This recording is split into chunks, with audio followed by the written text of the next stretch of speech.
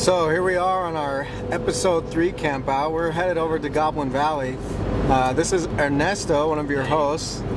Yep. And I am Matthew. Now, Goblin Valley is famous for all of its landforms, so we're going to explore them and kind of see where they originated from.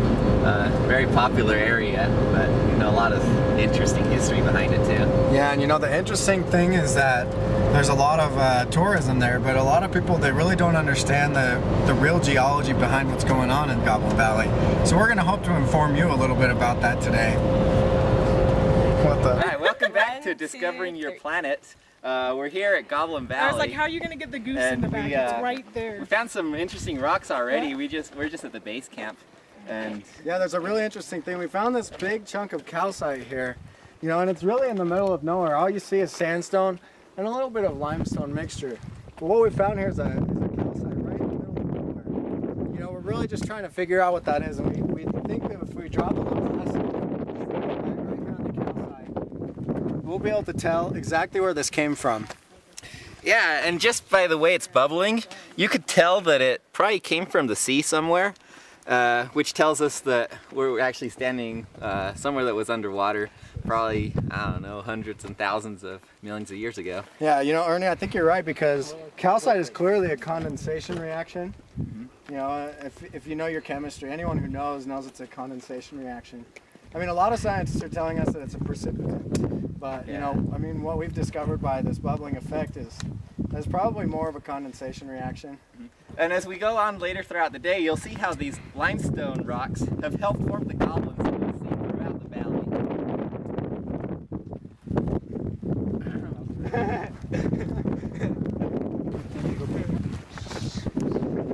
Excellent. Well, we actually found a much larger sample of our calcite, and that's exactly what I'm standing on right now. It's obviously a little bit of a mixture with the limestone as well. But we were just discussing, me and Ernie, the economical value of this calcite. As you know, several hundred years ago, we had Indians and pioneers all over this area, and they'd always use this calcite. In fact, you could actually scrape it, and it comes off as powder. And now they would actually use this to treat various symptoms such as heartburn. And so that's actually how we get Tums today. They just market this in pill form. But if you really wanted to, technically, you could just take a chunk of this rock and just suck on it, and it'll actually take care of many of your digestion problems. Yeah, a lot of the more daring people would actually just take a chunk and just swallow it directly. And that way it would react much stronger with the stomach acid.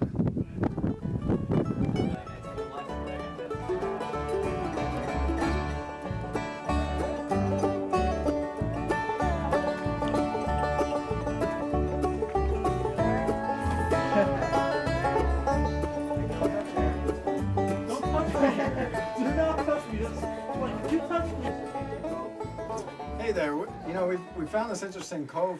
Many sedimentologists would say, and I would agree with them, is that what you're seeing here, these spaced out little ridges, are actually ancient riverbeds. Whoa. And each one you see is where the riverbed used to be. That was close. And as you know, we're in a desert here. It's been a desert for several million years. Now, the ancient cowboys used to come and find shelter in these little coves because, and one reason why is because it was sheltered from flooding, it was sheltered from rain, and so it provided the perfect shelter. As you know, out in the valley, you'd get a lot of periodic flash flooding, which would carry sediment. But here, there really is no danger. Yeah, except there was one occasion with a man named James C. Flacco, and he was camping here one night, and there just happened to be a flash flood the exact night, and so the rumors started, and a lot of legends have come out of this cave here because of that experience. How it used to be such a protection for the old campers and the old cowboys, but it really turned into a dangerous area for that man. That he was actually hospitalized because of the flash flood. The Pueblo Indians used to dwell here too. It's the biggest pull ever.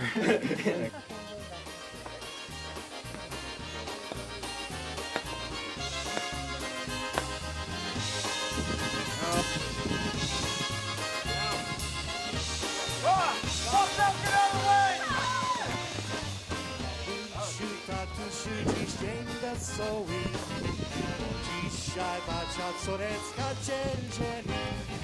Dzisiaj wesele, jutro poprawiny, a jutro będą gwizdki. Hej!